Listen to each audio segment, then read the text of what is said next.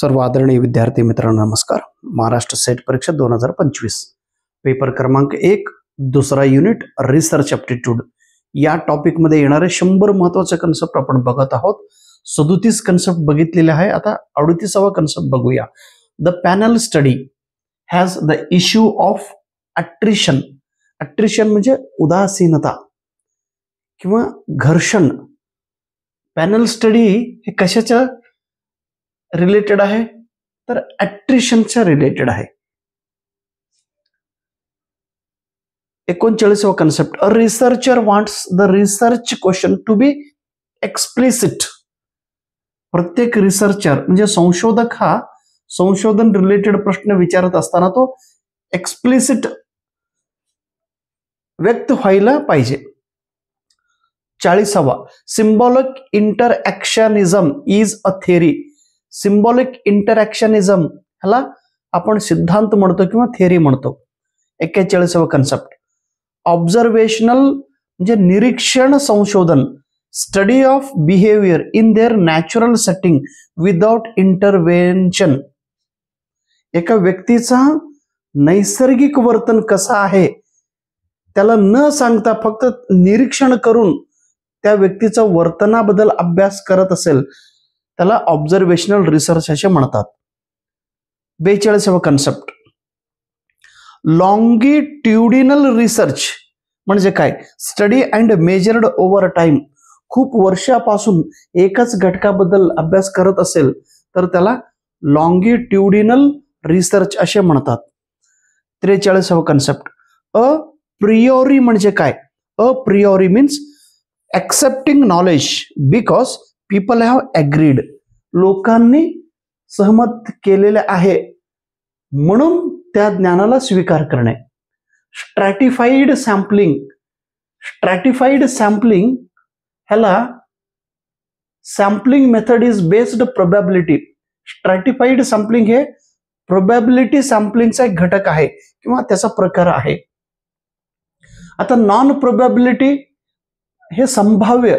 Non probability म्हणजे fixed. Judgement sampling, quota sampling, convenience sampling हे non probability मध्ये येतात. ॲब्स्ट्रॅक्ट हे कुठे असतात. Abstract of a research article is placed near its beginning. Research आर्टिकलच्या सुरुवातीलाच ॲब्स्ट्रॅक्ट असतो. 47वा कन्सेप्ट. Logical thinking. तार्किक विचार. तार्किक विचार enables us to write statement and develop argument in step by step coherent manner. Logical thinking मुळे आपण प्रत्येक स्टेटमेंट किंवा प्रत्येक विषय स्टेप बाय स्टेप आपण वर्णन करत जातो किंवा सांगत जातो. ऍक्शन. 48वा कन्सेप्ट. ऍक्शन रिसर्च कशाला म्हणतात.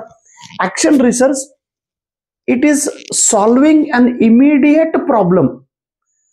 तात्काळ समस्या निवारणा करण्यासाठी कृती संशोधनाचा वापर करतो.